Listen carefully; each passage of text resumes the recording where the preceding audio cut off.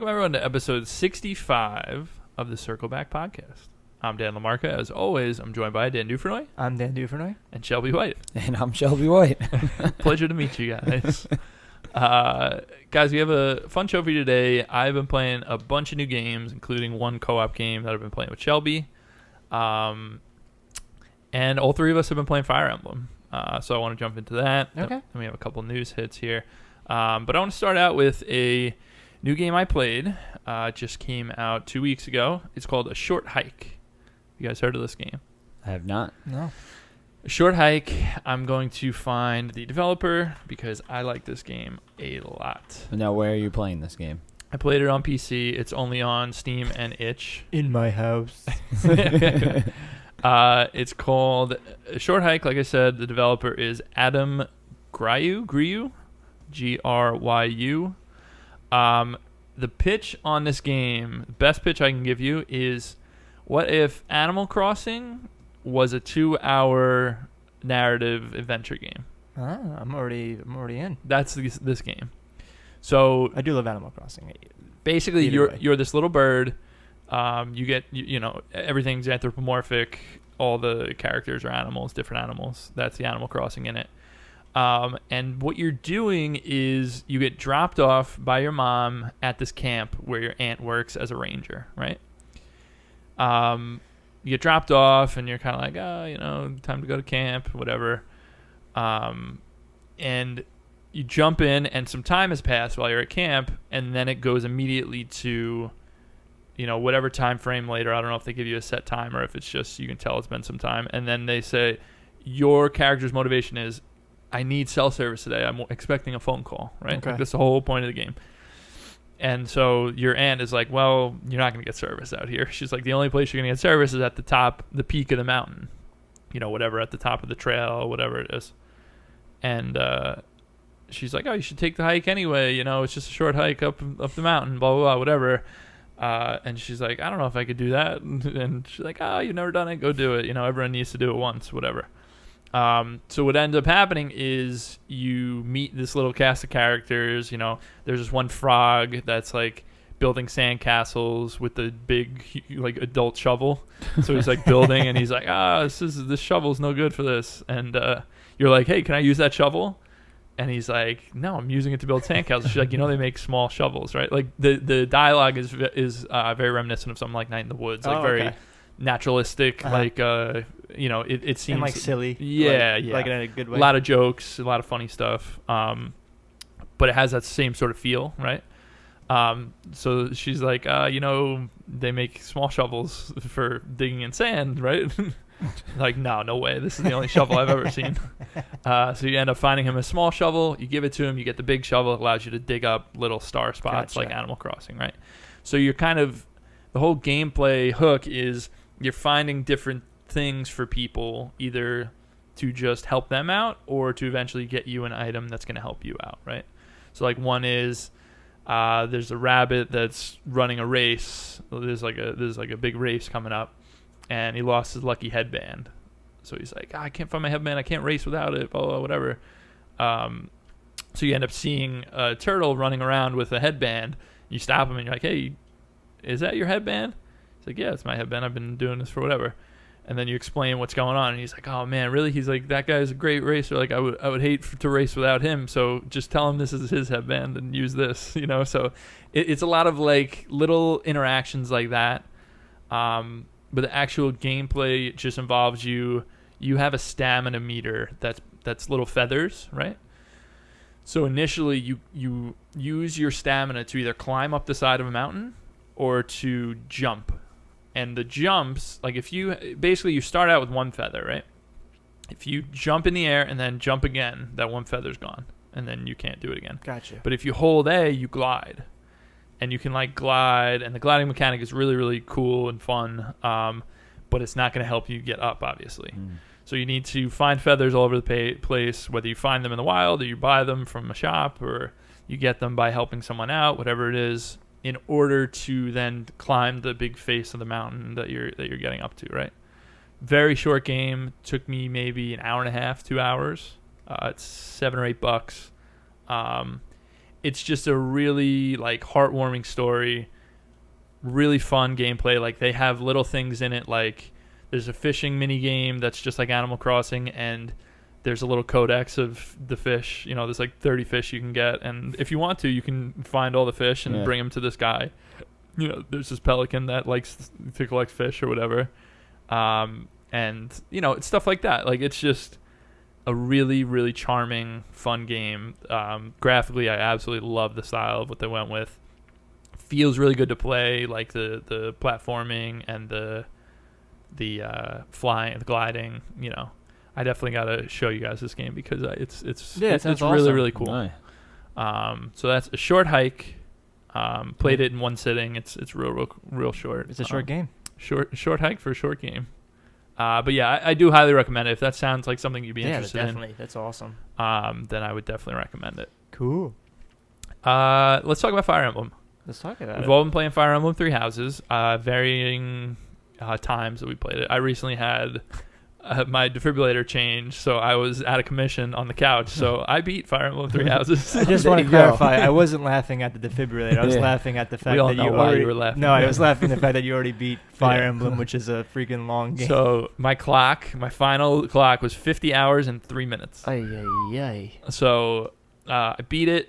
Black Eagles, I was. Black Eagles has a branching path that the other two houses don't have. Mm-hmm. It's basically, I'm not going to spoil it, but at the branching path, I think I mentioned this on the last one. Right, you I picked, accidentally picked the one that I didn't want to pick because it Yeah. wasn't clear to me what was happening. I was just like talking to a character. And it was pretty early on, you said. and It wasn't just kinda- that, like, it wasn't early on. It was right before the time jump. So it was like 20, Okay. 25 hours, something like that. Oh, all right. Not super early. Yeah, not super early. But it happened, and I have been distraught about it ever since. But I really like the way this story turns out. It's like Okay. a little sinister, it's interesting. Yeah. Nice. But it just makes me so curious about what the hell yeah. would have happened Well, if it just went the other way. Put another 50 hours in there. Yeah, Come on, no it's problem. easy. No problem. But you know what's funny is like I'm going to do another playthrough just because this is like my game on Switch right now, Mhm. and like if I'm ever traveling or doing anything, Oh, it's great. like I'm Yeah. going to be playing it.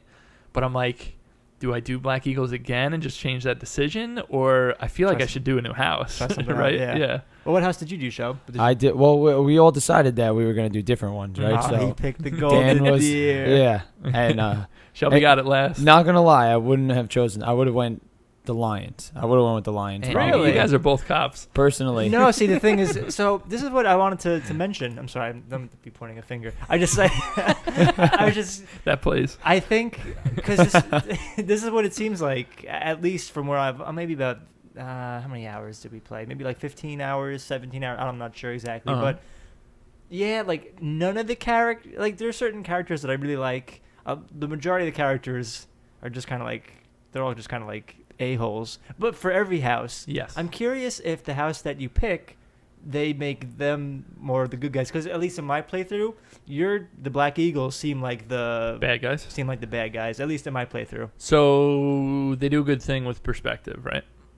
Everyone, you get the perspective of that house when you play through. Yeah. So you still might look at it and be like, hey, my guys are the good guys. Or you might look at it and be like, I don't really agree with what's going on. No, there's here. definitely things where I'm just like, oh, come on. Why did Yeah, we pick this yeah. house? But at the same time, like, looking onto the other houses. You have Sylvain, right? Yeah.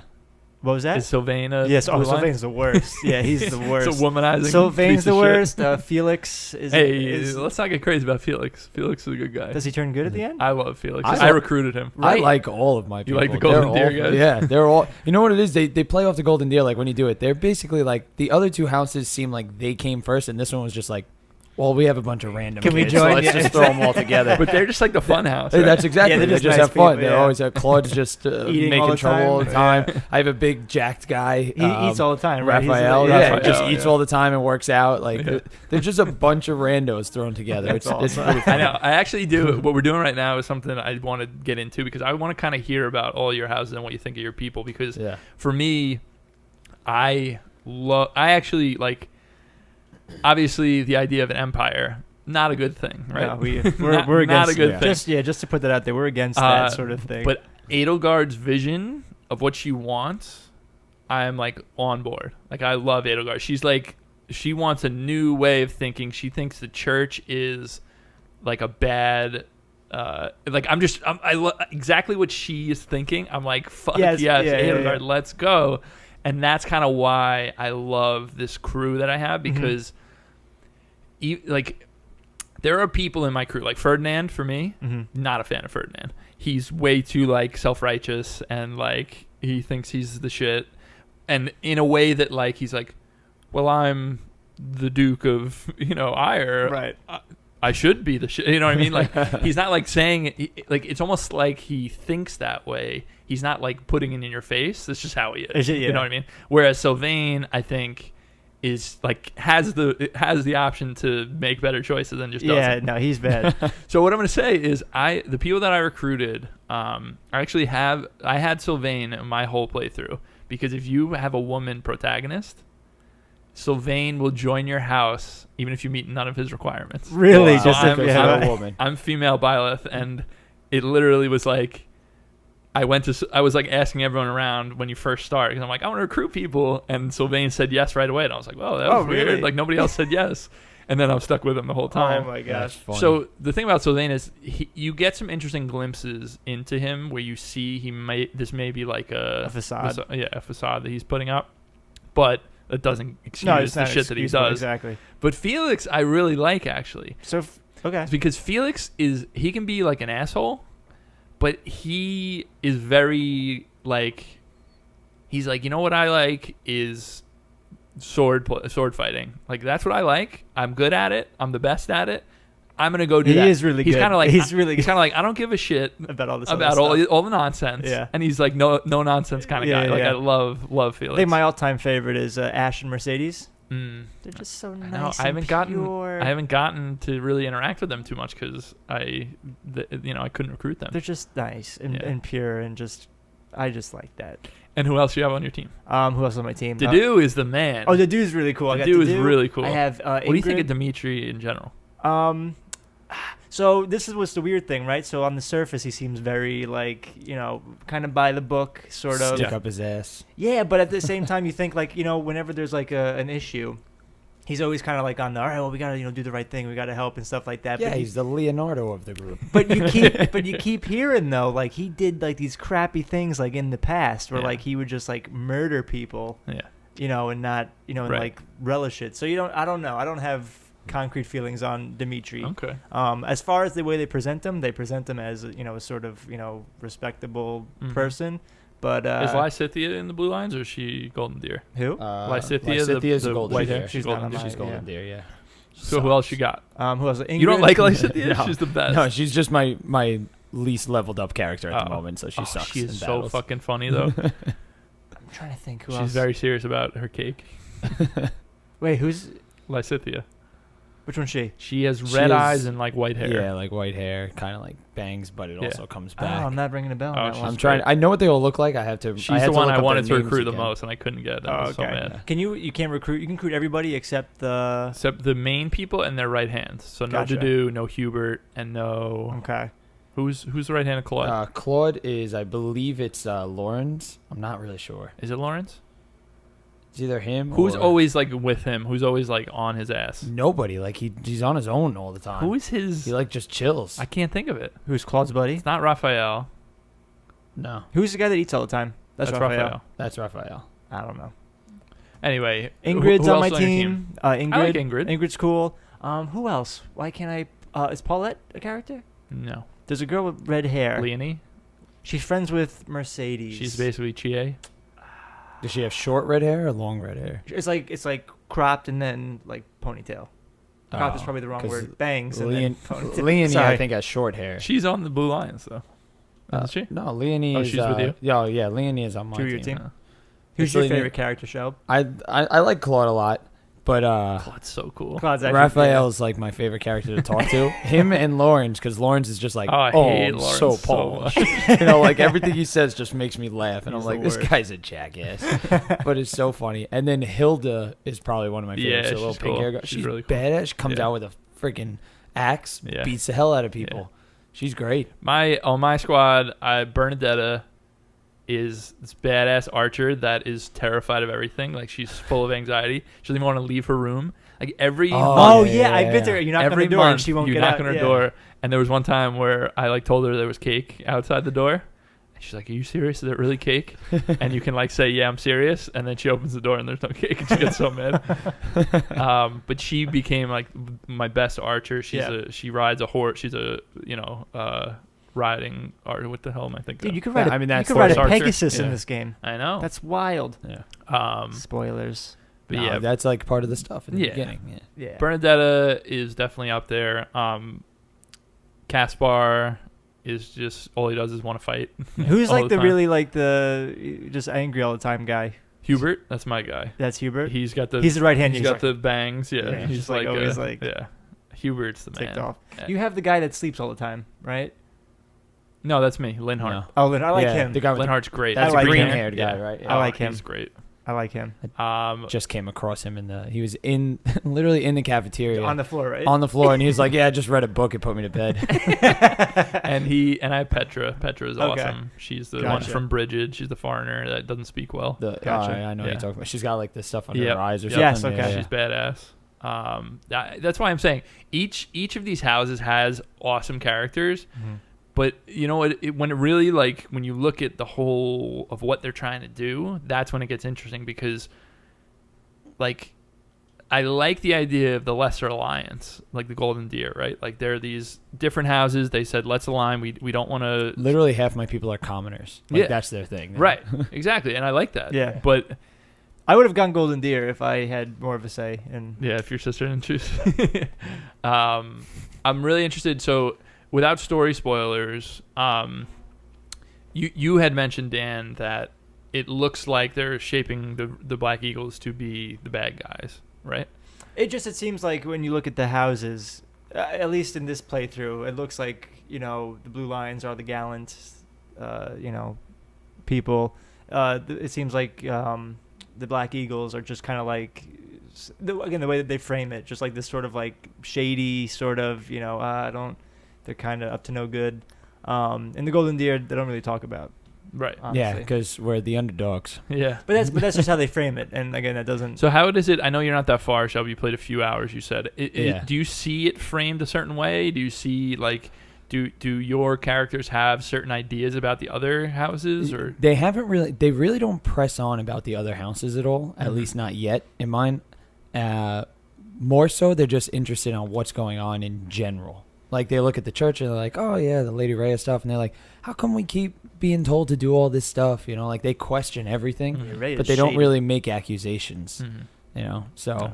yeah. Well, again, I'm like 5, maybe 6 hours in. Gotcha. Okay. So not far. I just did my first battle with Catherine. Okay. Oh, cool. The lady Yeah. with the big sword. Yeah, you take down the that hero relic. Yeah, you take down that guy on the horse. Yeah, that's what I just did. Yeah. All right. So- Cool. So Well, not far. when we get to the time jump, so probably by the next episode we're going to do is a We'll get special there. episode, but probably the one after that We'll get there. will be around the time jump, I'm sure, and I'm curious to see What your happens. perspectives on stuff. Cool. It's getting real. But yeah, what do you think of the game as a whole? You enjoying it? So much fun. Honestly, I'm having a blast with it. So when I got it, it's never been a game. I've never played any Yeah. of the Fire Emblem games before, and I was like, all right, I see it. Playing into the Breach last year, Mm-hmm. and You gained a little Mutant bit of Year Zero, I was tactics like, okay, knowledge, I yeah. understand the tactics thing. Like, let me give it a try. This is not really, and I'm doing all the running around. I'm never really a big walk and talk, but I have to say, I don't know what it is. I'm loving this game. I can't put Yeah. it down. It's a And really good game. I just I have this obsession with upgrading. Like, Mhm. that's just I love games where you could just upgrade a little bit at a time. So I do everything, and that's So you what I think instruct keeps all me the in. lessons manually. Everything. Yeah, same. Everything Everybody. manually. Always Yeah. fishing until I run out of bait. There you go. I run around the monastery like 3 times, and I'm like, all right, I guess I did everything. I really, really like this game. Having finished it, I love around every corner there's a new surprise and a new twist. And like when this game gets rolling, its main story is really, really compelling. And this is why I literally finished the game yesterday and put 50 hours into it. And I hit New Game Plus and I see, started so- right up because like I'm playing other games, but this is the kind of game where I don't want to finish. Like I'm not done with it. Right. I beat it. and I'm not done with it. And I think love it. It's that's just fun. that's like an important thing. Mhm.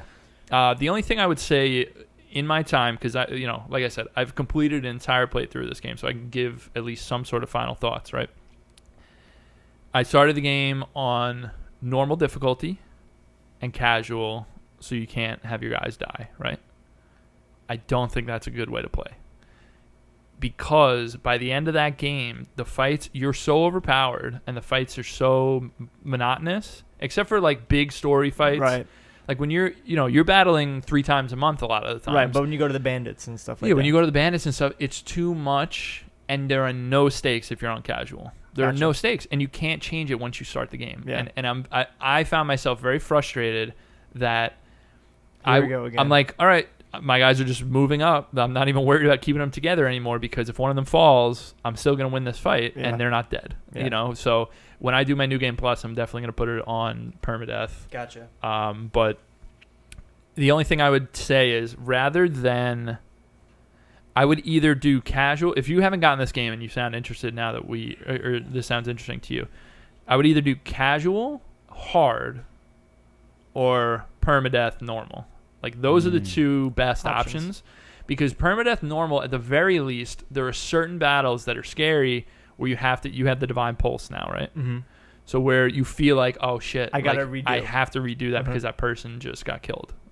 If you're not in permadeath, it doesn't matter. It really doesn't matter. And I did find it frustrating where I'm literally doing, I'll do the big battle that's like, oh, rare monsters are in town. That's that Saturday or Sunday or whatever it is, and it's like. It's like a farmer's market. Rare monsters, yeah. But so you go out and you fight these monsters that are like high level, and I'm just running through them. Yeah. It's not difficult enough. And when you get to the 50-hour mark and it's still that easy, luckily there's an amazing story and great characters, because otherwise you would put the game down. Gotcha. So, I don't want to color your guy. You're in this game. You're playing your own experience. My experience was, I wish it was either more difficult or had higher stakes. Are you playing on casual as well? Yeah, casual. Yeah, no, same. I had never played one, so I was like, I'm going casual. Definitely. Make But it easy, what they don't do is give you a good explanation as to like which you should do depending on who you are. Right. You know what I mean? Like I wanted to do casual too, because I'm like, I'm really here for the story. Yeah, like, and then you lose a character then you miss out on everything. That right. But 'Cause it I'm really- makes you. But that thing that sounds so scary makes you think about it when you're Right, it playing. makes your moves more pressing. And then it makes it more enjoyable while you're doing it. Even though it may be more stressful and whatever, for me, I'm like, I want that stakes. Mm-hmm. I want those stakes, because otherwise I'm just, all right, move up A, move up A, move up A. I don't care who kills this guy, whatever. All that I'm doing is, getting my low-level guys to get the last hit so that they get experience. And it's like, is that enjoyable at this point? Like, no. So on my New Game Plus, I'm definitely going to do permadeath. Cool.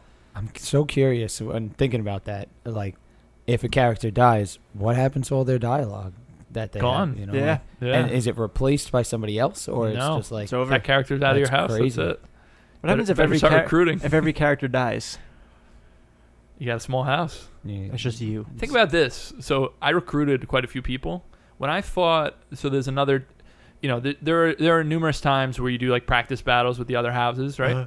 So when I did a practice battle with one of the houses, the Blue Lions, I took 3 of their people. So they just had a small army. Like, they didn't have a lot of people.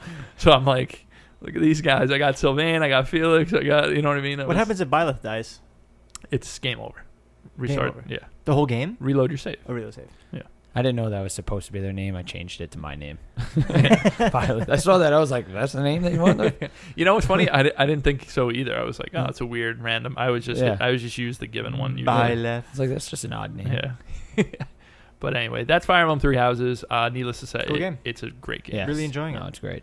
And I actually, like, the more I'm talking about it with you guys, the more excited I am to go in with a different house and try it out. Yeah, So, try some more out. Yeah. All right, we have a couple more games here. I have 2 games that I mentioned on the last podcast because they're about to come out. Mm-hmm. Eliza by Zachtronics and Dicey Dungeons by Terry Kavanaugh, right? I've played a lot of both of them. I beat Eliza, so let's talk about that first. All right, go for it.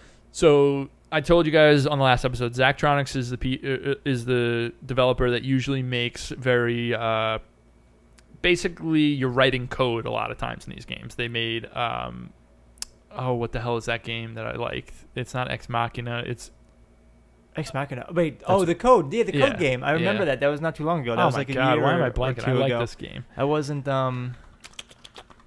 Ex Machina I'm was a looking it movie. up. Ex Machina was a great movie. Yeah. It's something like that.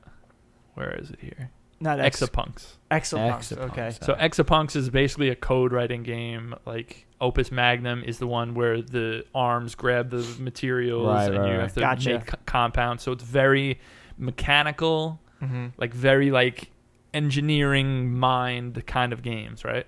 So what they did now is they made a visual novel, completely out of left field. Nice. And it is fucking fantastic. I cannot recommend this game enough. It is excellent. It is so well written.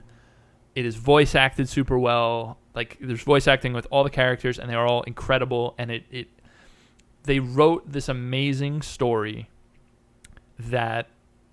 So most visual novels pride themselves on being very branching path and who do you choose for what things.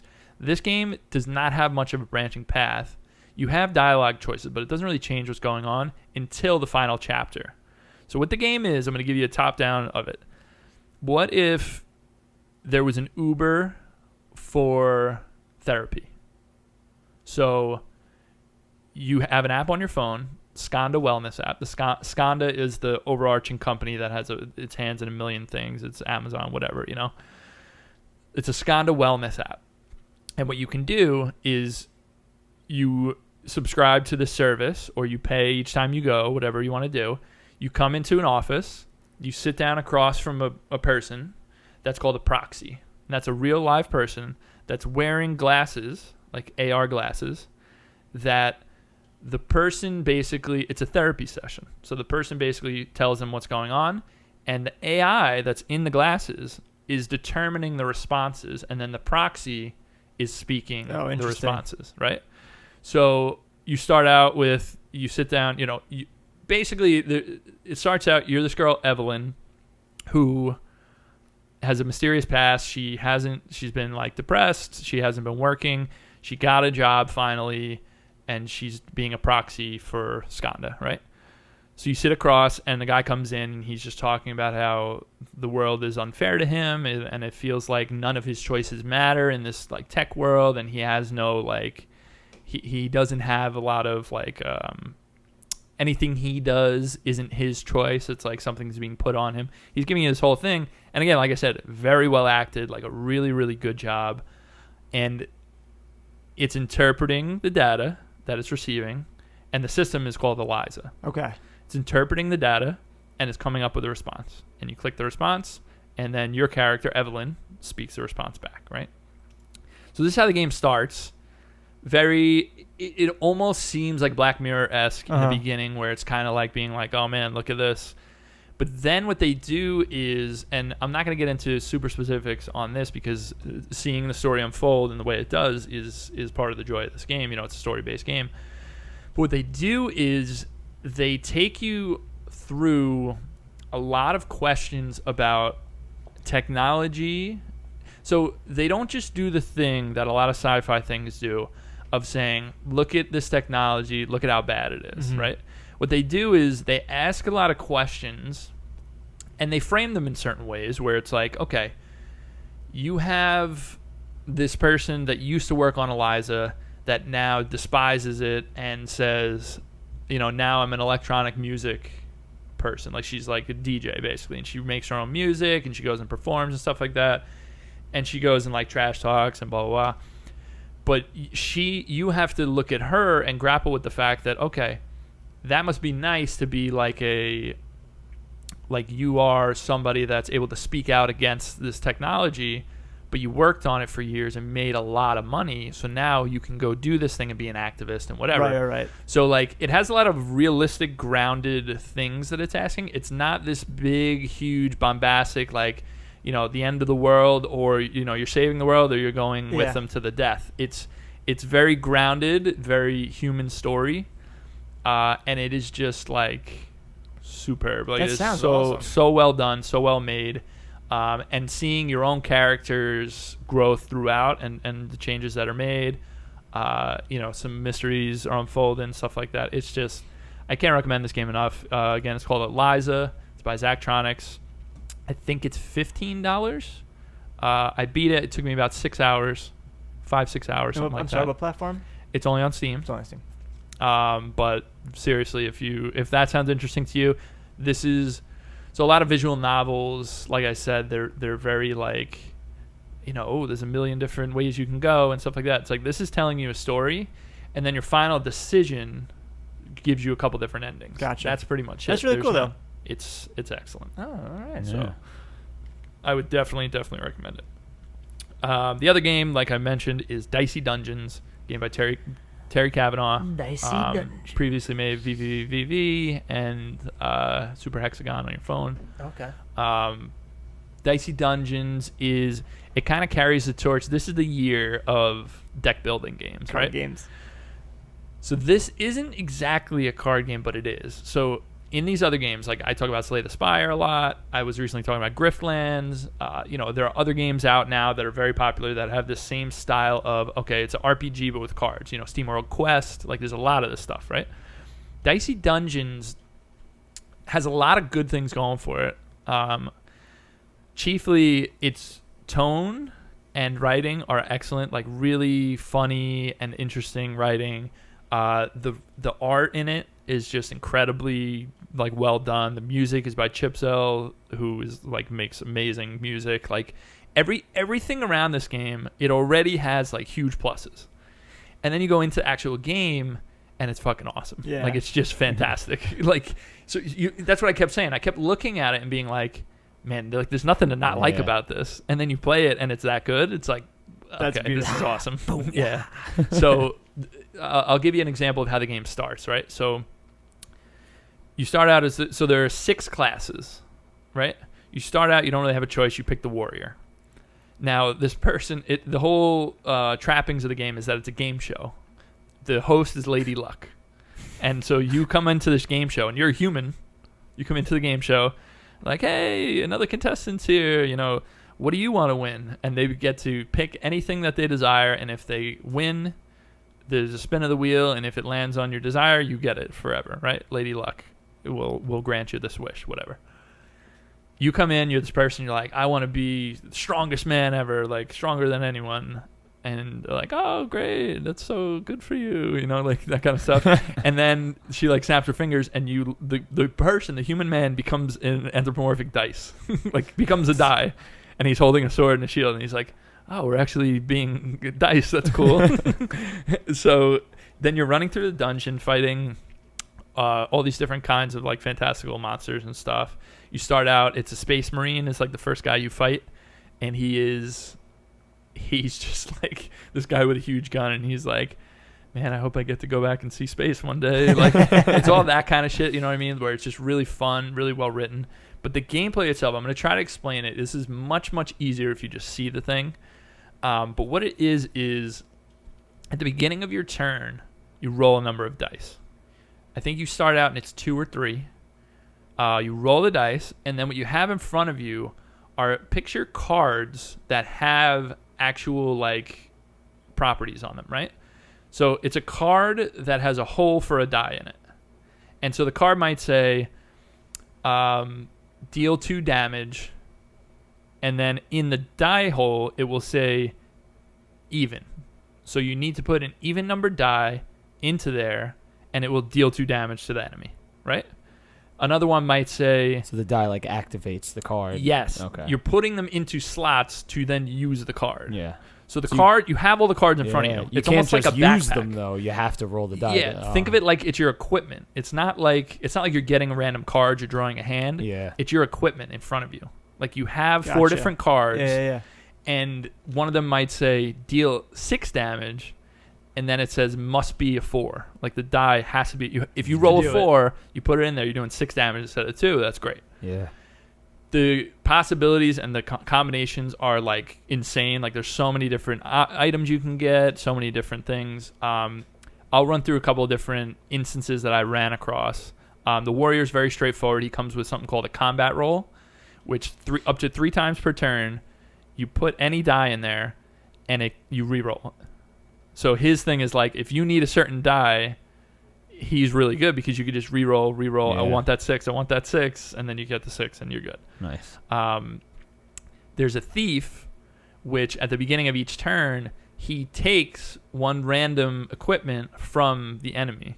So the enemy doesn't lose it, but you get, basically each turn you get an item that the enemy has. Okay. So one turn it might be this, one turn it might be another thing, Where it really gets interesting is as you get going, you like one of the classes is an engineer. And the engineer is really powerful because you have equipment and then you have I guess they would call it like an invention, right? So you have an invention or gadget or something, and it'll say like deal 5 damage. So literally, you don't have to roll dice or anything on that thing. You just click, and it deals 5 damage. Oh. It's like, wow, this guy's really good. At the end of each combat, you have to choose one of your equipment and destroy it and make it into a new gadget. So like, you're kind of like, all right, I really want to keep this one, or ooh, that gadget sounds pretty good, but you only get to keep it for one combat because the gadget gets replaced by your new gadget every single combat. So like, you're constantly cycling through this different stuff. The witch is basically like Dungeons and Dragons. You basically have a prepared spell, and then you have spell slots. So if you roll, basically, all right, you have fireball, you have magic missile, you have different things, right? You pick before your combat which die number 1 to 6 is which spell. So it's like, all right, magic missile, I'm going to make 3.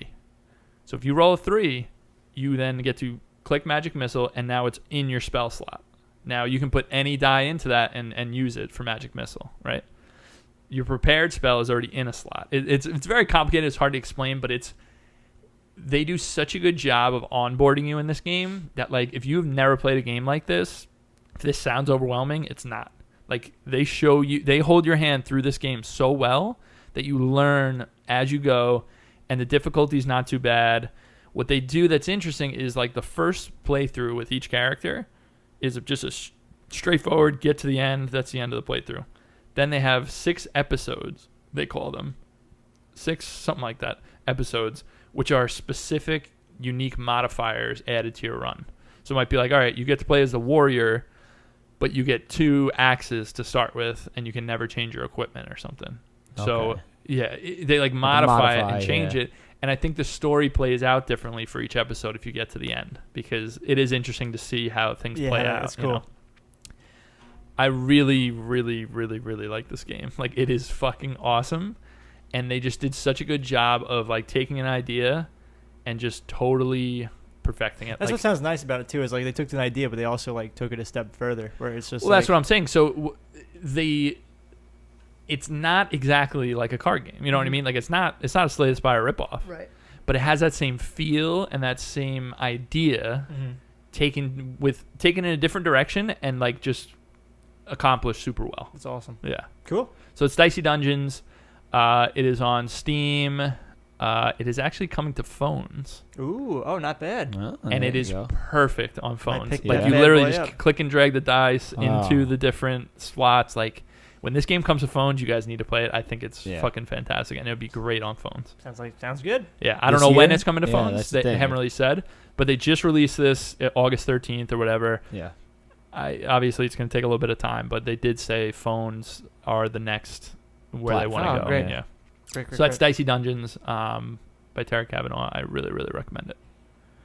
Last game on the list, me and Shelby have been playing together. Oh, yeah. Regale me. Remnant from the Ashes. The name so terrible that I need to look at it even to say it. This game, it may have a bad name, but it's really, really interesting. Yeah. I feel like we've been there before. We've definitely seen some games. Certainly. Great games with horrible names. Yeah, certainly have. But this game, Remnant from the Ashes, quick and dirty pitch is it's Dark Souls, but with guns. Yeah. And it's co-op, right? Yeah. That's a quick, easy pitch. There's a lot more to it than that, but the way that this game plays is it really apes Dark Souls in a lot of ways where you rest at checkpoints, and when you die, you go back to that last checkpoint, and you regain your vitals. If you rest at your checkpoint, you heal, you regain your Estus Flask equivalent, you refill your ammo, and all the enemies respawn. Yeah. So like that's how it's like Dark Souls. Big bosses with health bars. Mm-hmm.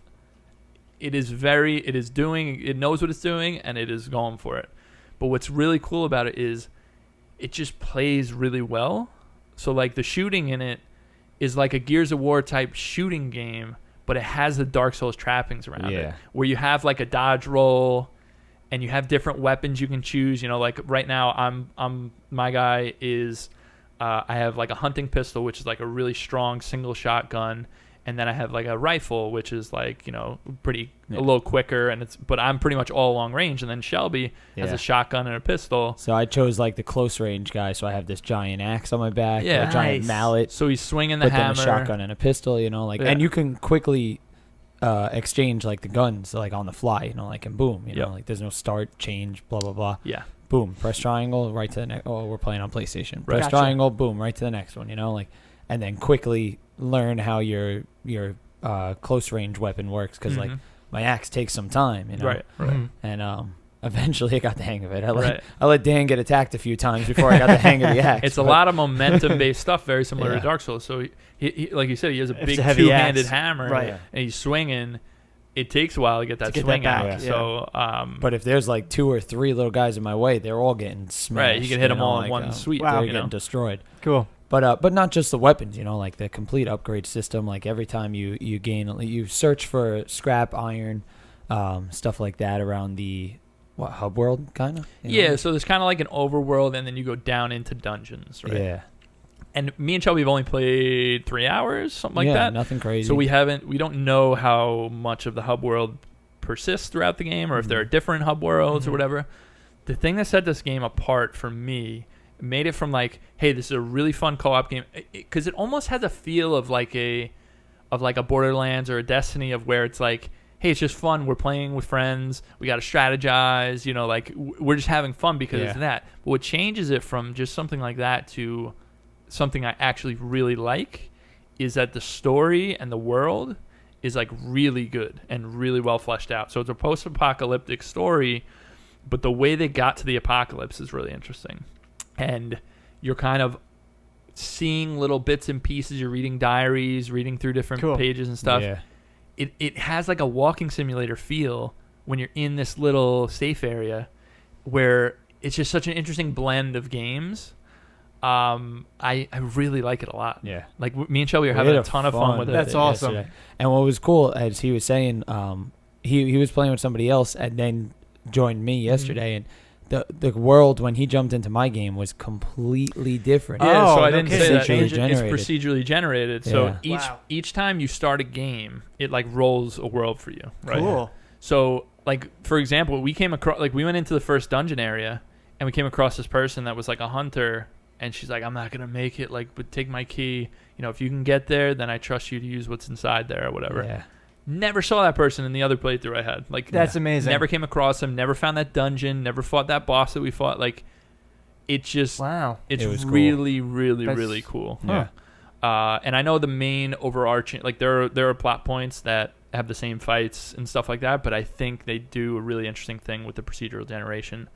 As far as items you find, bosses you fight could be different. Like, first boss me and Shelby fought, didn't see in the other game. I saw a totally different boss. Wow. Yeah. We fought one boss that was friggin' hard, too. So the game's hard in a way that Dark Souls is hard, but it's so much fun. It has that feeling of when you summon somebody in a Dark Souls. Oh, awesome. Where so it's like like you're both trying to figure out, like... Yeah, so you're like, you're running around crazy, and you're like, all right, he's focusing on him. Like, I have time to heal really quick. You know what I mean? Like, it's really, really fun. That's cool. And it's just... It's a $40 game. It's not a full $60. And it has a little bit of jank. It looks good in motion. The cutscenes look sloppy. Like, it's not really well done like that. But the gameplay is really good. The story seems really good. Like, there's a lot to this game, and I think it's being slept on a little bit. I know it's actually it's been selling a ton. I looked at the Steam charts. It's #1 on Steam since it came out. Yeah. Damn, we got to get you in there. Good for this game. It's you should play with co-op, it. dude. We got to get you in there. And it's on PlayStation. Yeah. Yeah, it's so on PlayStation. Me and Shelby, I asked him the same thing. I was like, "What'd you get? get it on?" I was like, "So we can play." I don't think it's cross-platform. Right? No, I don't think so. So it was on the same okay, thing. all right. But get in there. It's a really cool, fun game. You guys will play with me? I definitely will. We'll Dan. play with you. So We'll let you choose whatever house you want. Oh, thank you. Thank you. The other thing I'll say is something interesting that it does that makes it feel a little bit different is you add weapon mods to your weapons. Mm-hmm. So right. each class starts with one weapon mod. So there are 3 classes. It's the hunter, the ex-cultist, and the scrapper. Scrapper's up close and personal. Ex-cultist is mid-range, and the hunter is long range. I'll be the hunter. I love Bloodborne. Let's do it. Good, because I'm the ex-cultist. He's the And scrapper. I'm All right, scrapper, let's do so it. That works out. That's perfect. I'm ready for a hunt. What a night for the What a hunt. night for a hunt. But the weapon mods, basically, like the ex-cultist starts with, so you insert this mod into one specific weapon. You can take them out. You can mix and match. If you get a new weapon, you can add the mod to it. That's no problem. But the ex-cultist mod is when this fills up, so it fills up by shooting and doing damage, and there's a circle that fills up around the mod. When it's full, you equip your weapon and hit R1, and for the ex-cultist, she like punches the ground and a big green healing aura comes. So you and your teammates can stand in it and heal. The scrapper, you hit R1 and he gets fire bullets do more damage, and they have a chance to set the enemy on fire. The hunter, you hit R1 and it silhouettes all the enemies in the area, even through walls and whatever. So like when we were fighting the boss, I used that hunter one, and we could see the boss wherever. This was a boss that was like very like he would disappear and then reappear somewhere else, and then disappear and not in a huge, I mean, not in a very small area. Yeah, either. it's a so big area. He was hard to find. So, well, with the hunter thing, we would see his silhouette and we'd be like, oh, there he is, and then we'd be able to get him. So, like, it's an interesting wrinkle that takes it from just the L2R2 and makes it into a more. That's why I kind of compared it to something like a Destiny or a Borderlands. Gotcha. You know, like you have kind of abilities that you're using too. And you have 2 guns, and they can both have mods. So the newer mod that me and Shelby just got from the boss we beat is when that fills up, you shoot down at the ground, and this like tree forms, and it has bells, and it attracts enemies. Like it aggroes all the enemies to it. Wow, that's amazing. So if you're like getting swarmed, you shoot it down, they all run over there, and then you can just mow them all down. Wow, that's really and cool. there are a few enemies where you got to figure it out and just be like, like there was one enemy we came across that just blocks in front the whole time. Yeah. So if you're by yourself, Yeah, you know, you're running away from that guy because we had to do certain stuff as a team. And what we really liked is that when you pick stuff up, you both get it. You know, like if you pick stuff up in the overworld, so it's like or there's some money or some crafting materials. Yeah, you it's both not even get it. split. You both get one. Yeah, that's awesome. The gun, Cool. you both get one. You Cool. know, like that's absolutely crucial to this sort of game, because if you have to fight over that kind of stuff, it sucks. Yeah. That ruins friendships. And even like when somebody gets downed, you know, like those flasks he was talking about, you have to use your flask to revive them. Okay, you know, so like, you're kind of managing like, all right, yeah. I'm going to use it on this. Now I'm going to have one less for me. Yeah. And, So and like they have a lot of status effects like bleed and rot. the root rot, yeah. Rot is interesting. It doesn't actually do anything to your stats, but you'll like start coughing. Oh yeah. So like you'll be aiming, you'll be about to shoot, and then you'll start coughing. Oh gosh. And you it can't stops shoot. you from doing everything. Wow. Yeah. Healing, like you're starting to use your flask, and then you start coughing. Yeah. And No get killed. way. Yeah. Dude, Wow. it's like, so that's what we mean, like no status effects, it just messes you up. Interesting. Because you cough like every 10 seconds. And this is us playing for about 3 hours. Like this is. Show you some more. I'm really excited to dive into it. Like I really had a really good time playing with Chubb. Like I'm gonna have to snag this. I really would recommend it. And we were saying, but this is what I'm saying. You're gonna play the beginning of this game, Dan, and you're gonna be like, like this isn't really hitting me right. Like it looks kind of ugly, like whatever. But like this is a game that you can play solo, and I would tell everyone, do not play it solo. Yeah. Like it is totally meant to be a co-op experience, and it's just so much fun to do that to get in. All right, I'm gonna take True. I wouldn't even like. I would be afraid to jump in solo because like some of the stuff we saw, I'm like. So I wouldn't make it to imagine beating that boss with not by yourself. a freaking shot. No shot. Looks like I know what I'm doing, gentlemen. That's Remnant from the Ashes. Goodbye, $40. I really honestly would recommend it if you have a couple friends to play with. It's 2 to 3 player co-op, and we had a great time with it. So I'm excited to see what else it's hiding, because it's hinting around the fringes so much about these interesting things in the world that it's like.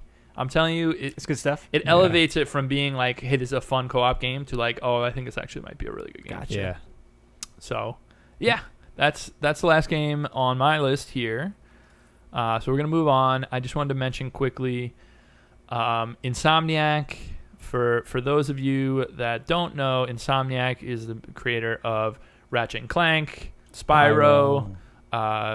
Recently Spider-Man. Yeah. They've made a ton of games. They've made a lot of Sony exclusive games. Mm-hmm.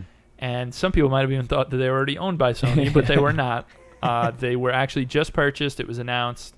So that's, I'm very happy for them because I love the games. What Insomniac does, especially in the past, they make fun, like interesting games. Yeah. Like think of Sunset Overdrive, and I know that was a Xbox exclusive, Yeah. but Sunset Overdrive is such a unique thing. It was completely unique. And even Ratchet and Clank, like they have some really interesting ideas in what they do, and I know that's one of your favorite series, Ratchet and Clank, Shelby. But definitely, the thing that I love about this acquisition is that it allows them to, like, the security and the safety. All right, we're owned by Sony. Like, we don't have to. And Spider-Man was excellent. I'm not saying, like, don't make another Spider-Man game. Yeah. But it allows them to do more interesting things outside of that. Yeah, and not have to worry as much. So because they've kind of dove around in they've different done tons areas. of different stuff. Think about like how many different types of games they have. Spyro. Like they can create a new IP. Oh yeah, and it's a amazing. freaking great idea. Exactly. Like they're not afraid to try something jump new. outside the box. Yeah, but sure. that's what I'm saying. The thing that's exciting is this allows them to not have to worry and about not, it. You know what I mean? exactly. Like and, if not be they afraid create a doing new it. game that happens to flop, like at least they're safe and they have this. Definitely. So I'm excited about that. And Sony has a really good range of studios that they own now. So them joining that family is exciting. Yeah. Cool. It is weird too because like what are they going to do? Sunset Overdrive, is that like? That's gone. That's gone. That's gone. Right? No sequel to that. Yeah, that sucks because that game was really, really fun. Yeah. To play. And I think Insomniac does a couple of. I've never played any of them, but I think they do some PSVR games. Like I think they've. Oh yeah. Been in that realm. Yeah, I think they've tried a couple. Yeah.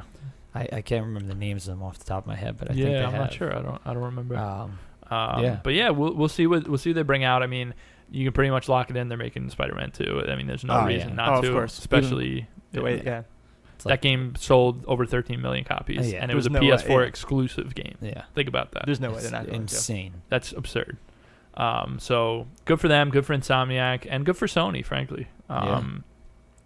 Also mentioned, there's a lot of news coming out of Gamescom in Germany. Not a ton of like really interesting, noteworthy stuff. I did want to mention something about that new Death Stranding trailer. Completely ridiculous trailer. I loved it. Jeff Keighley was in it as a character. It was like a sick burn on Jeff Keighley where it was like he was called Luden's fan, which is the name of their company. And like, I don't even know. Kojima's like making fun of Keighley at this point for trying to be his best friend. But he's in the game. They showed that there's a urination meter that fills up. Make some mushrooms. Yeah, you gotta pee, and then mushrooms grow. If someone else peed in that area, you get an extra good mushroom. I don't know what the fuck this game is. I don't think anybody knows what this game is. Also, we found out that it's actually a sequel to Yoshi's Island. It's amazing. If you guys didn't see, Norman Reedus, the main character, fell off of a big cliff, and when he hit the ground, the bridge baby, the bridge baby that was in the canister started crying. So he had to take it out of its backpack, shake it. It went into like first person view, and he's shaking the baby. Wait, do it then. Do the noise. Shake a baby syndrome. That's the Yoshi's Island. But yeah, I just thought that was funny.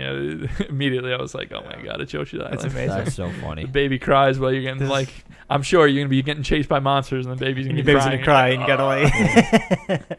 It brings me back. But yeah, I just want to mention that because we're all looking forward to Death Stranding, and wait. we still don't know what the fuck is going on, which is exciting. We're probably still not gonna know That's what I was after we gonna say. beat the game. That's what I was gonna say. Probably after we finish the game, we're gonna say, I have no idea what I just did. About it. In a freaking year or a world now that like you watch a movie trailer, you just watch the movie basically. Yeah. It's nice to see him he continually puts out trailers. They're weird and nobody knows anything that's going on. Love it. Absolutely love it. So yeah. Beautiful. Last bit of news here on a bit of a dour note. Just the other day, this past Tuesday, GameStop laid off over 100 people, including nearly half of Game Informer staff. So it's very sad to see a lot of really good people in the industry got laid off here. I did see a stat. I should find it, but I'm not going to. I saw a stat that it was put side by side. GameStop lays off over 100 employees. GameStop CEO's salary last year was $6 million and some odd dollars. So it's like, Yeah, that's very telling. what the fuck, guys? Yeah, Like, very telling. Thank you. I hate this shit so much. That nothing gets me more angry than that kind of stuff, because it's just, It's actually greedy. it's like beyond greedy. It's just It's exactly like what it pathetic. is, yeah. So it really bothers me, and hearts go out to these people Definitely. laid off. Yeah, and the families and- It was made known that a lot of them, their health insurance is done at the end of the month. They don't even get Jesus. they do this. they don't even that's get 2 crazy. They weeks do this of crap, health like, insurance left. So like, hopefully you didn't have any appointments or anything. It's ridiculous. These One companies person just- one person that was laid off was on vacation while they got laid off, like away at Jesus. vacation. So like, it's fucking bullshit. I hate this stuff. I hate that every week we have something to talk like about with this Yeah, industry. seriously.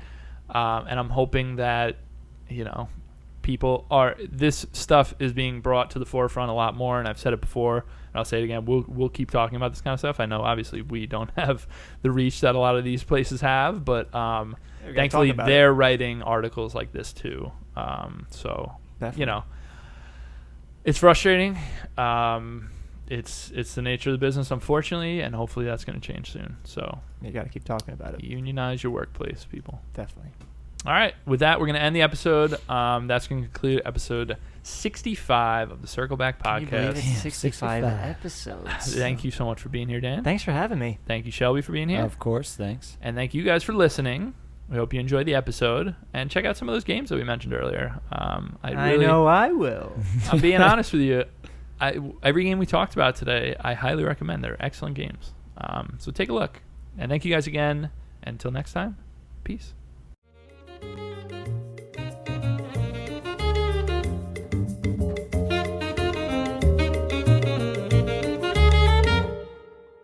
Hey everyone, thanks so much for watching and or listening. Just here to remind you that you can find us by searching for Circle Back Podcast or Circle Back Gaming on any of these podcast services: Anchor, iTunes, Google Podcasts, Spotify, Breaker, Pocket Casts, Radio Public, or Stitcher. By God, I'm out of breath because of all these podcast services, but you can find us anywhere there. Also, you can find our video version on YouTube by searching Circle Back Podcast or Circle Back Gaming, and the rest of the videos we do. Thanks, guys.